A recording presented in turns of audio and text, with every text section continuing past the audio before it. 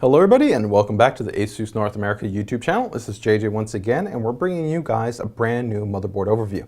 Specifically, we're going to be talking about the ASUS Z87 and Deluxe series motherboard. Now for this video in itself, we are of course as always going to be covering a couple of different things, including a physical overview in terms of the motherboard itself and topology, features and functionality, considerations for you guys when you're going to be making your purchases, as well as the build, and kind of where the Deluxe sits in relation to our entire motherboard stack, so in relation to TUF, ROG, and even our WS product lineup. And of course, always we're going to touch on the accessories that come include inside the box. Now, just as kind of a general note, everything that we're going to be discussing for this board is going to be applicable for the Z87 Deluxe as well as the Z87 Deluxe Dual. The only difference will be that the Dual will feature integrated Thunderbolt connectivity and come included with an NFC breakout box module. For you guys that are interested more so finding out about the NFC breakout box module, make sure to check out our video on NFC. So from here, we're going to go ahead and take a look and see what comes included with the Z87 series Deluxe. Alright guys, we've gone ahead and unboxed everything that comes included with the Deluxe board, so let's take a look at the included accessories.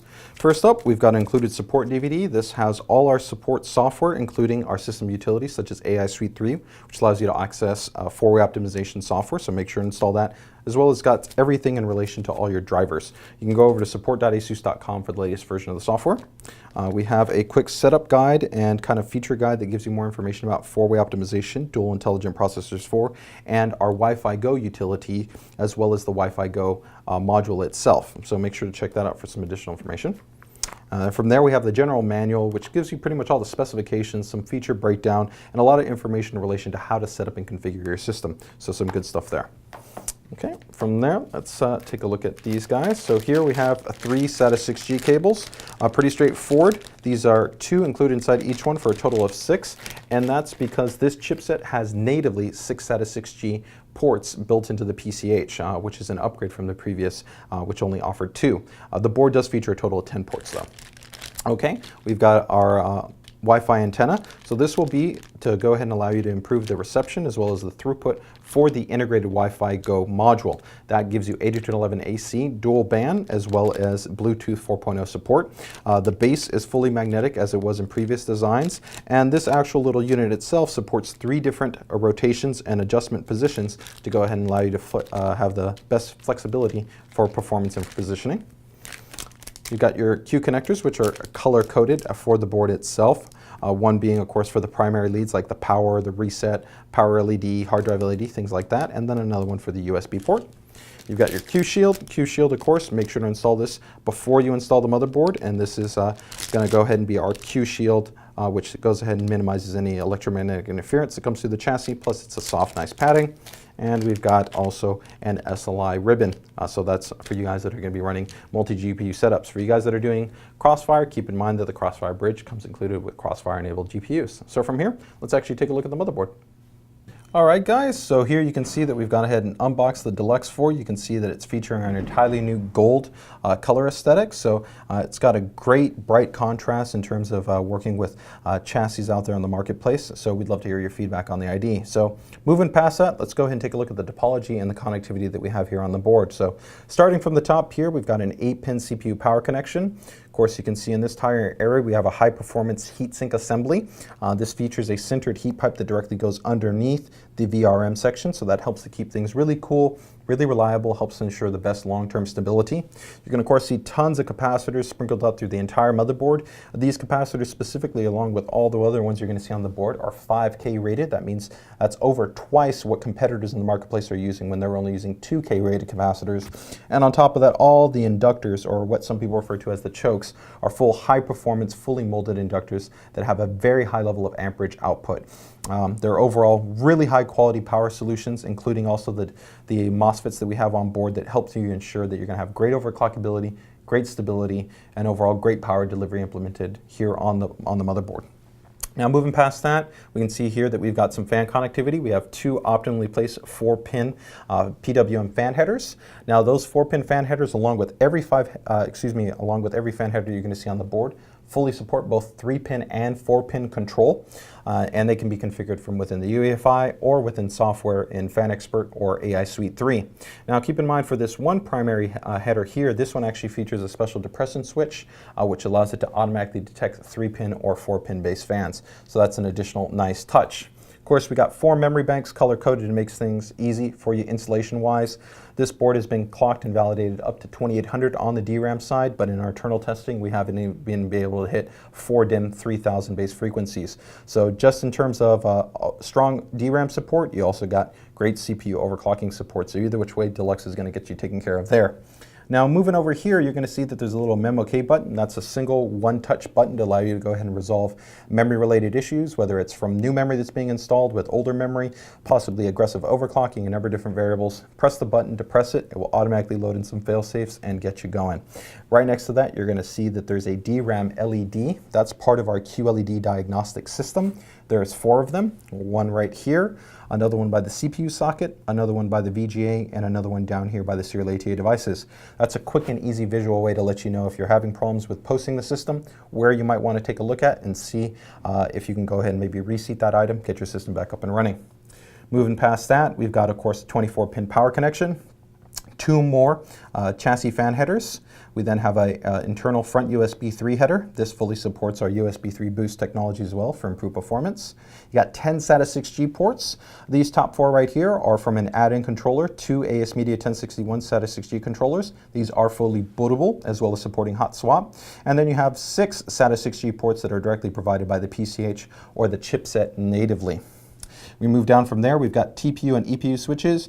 TPU and EPU switches are for you guys that want some hardware-centric controls at either maximizing power consumption, reducing thermals, or overclocking the system.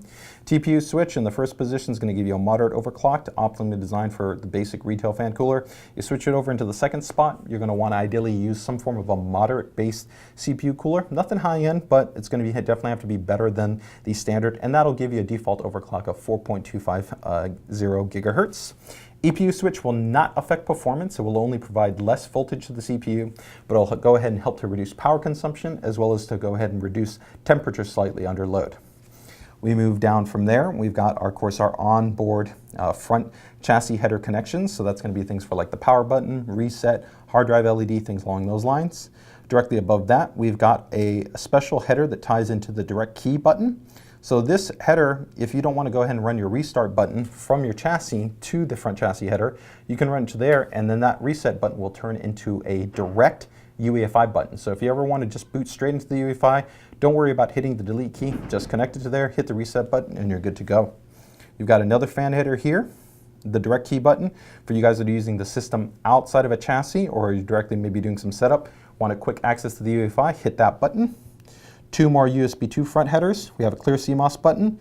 Then we have an onboard debug LED system. Of course, this is going to be optimal for you guys that do want to reference the manual or look up more complex debug codes, and maybe you don't want to use the more basic, but more visual QLED diagnostic system.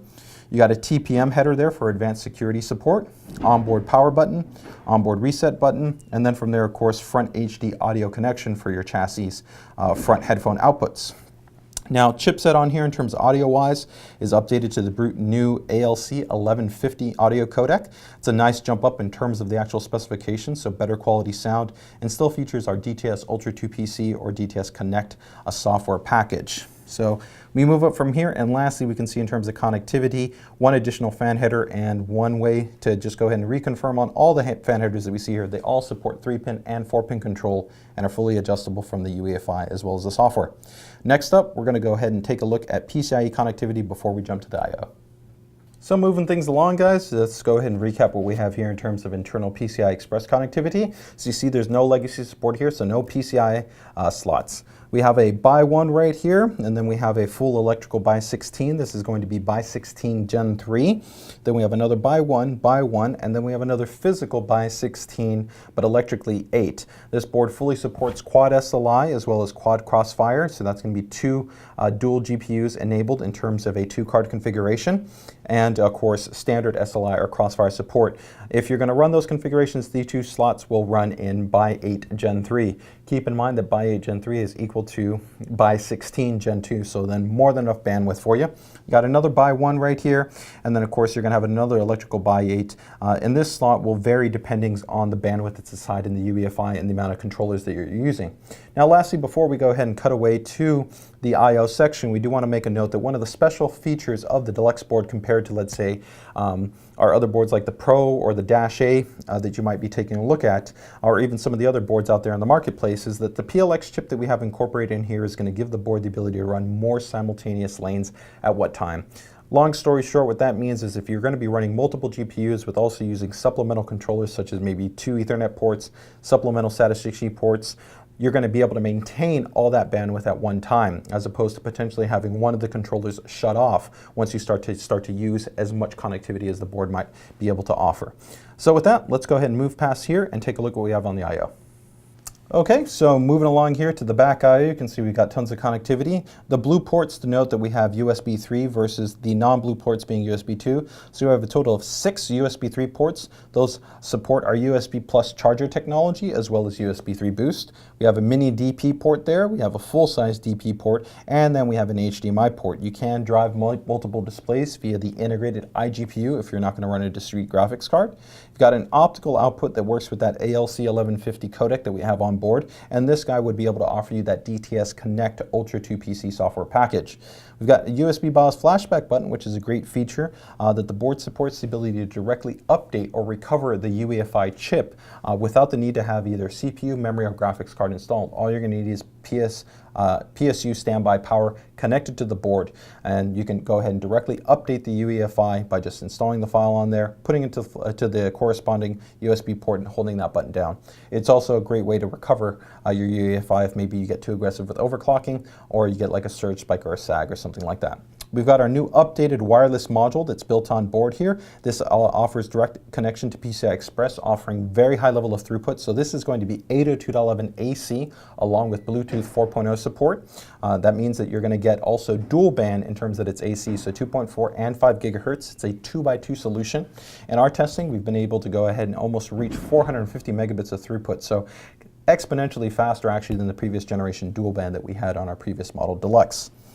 In addition to that, we can see here 4 USB 2 ports, 4 of those 6 backplane USB 3 that we touched on earlier, and then 2 gigabit Ethernet ports. One of these is actually the brand new Intel i-Series network controller, so that's going to give you the best performance, lowest CPU utilization, and the most robust management options. And from there, you have the most up-to-date Realtek 8111 GR series Ethernet controller. And these actually support as well as our network iControl software, which allows you to pack your priority, get you better performance, whether it's downloading, browsing, gaming, or streaming. You can go ahead and adjust that all via AI Suite 3. And then from there, you've got analog audio outputs. So that recaps what we have here on the back. Let's go ahead and wrap things up. All right, guys, so we've gone ahead and taken you through some of the feature set that's featured on the motherboard, as well as some of the connectivity and the overall topology. So wrapping things up, you know, one of the most common questions that we get is what's kind of one of the differences between the Deluxe and maybe say one of our other series of boards, as well as kind of what should I be considering if I'm going to be considering the Deluxe for building a brand new Z87 system.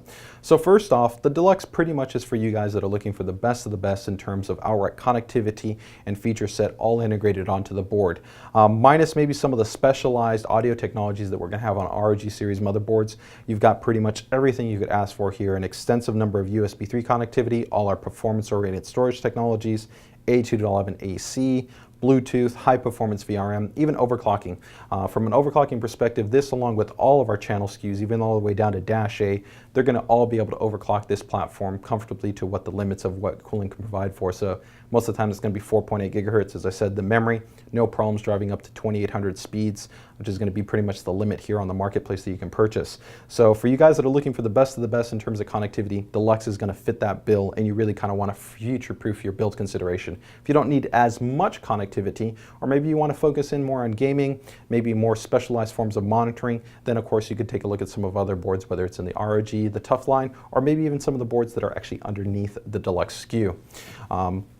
In terms of one feature that we didn't cover here that the board will also support is it will have the ability to support what's called NFC Express, which is via a little breakout box that you'll be able to connect to the USB port, and that will actually give you the ability to use your tablet or your smartphone to be able to do quick NFC related functions, whether it's logging into your system, doing file transfers, or even launching applications. So that's a really cool level of functionality that you'll have available to you on the Deluxe series through the purchase of an accessory box. As always, if you guys have any questions, comments, feedback, we'd love to see them here on the page. Drop them in the comment section. I'll do my best to get back to you when I can. You can also feel free to hit us up at our North American Facebook page or our North American Twitter page. And if you guys enjoyed the video, please make sure and like it and subscribe. And as always, thank you for watching the video.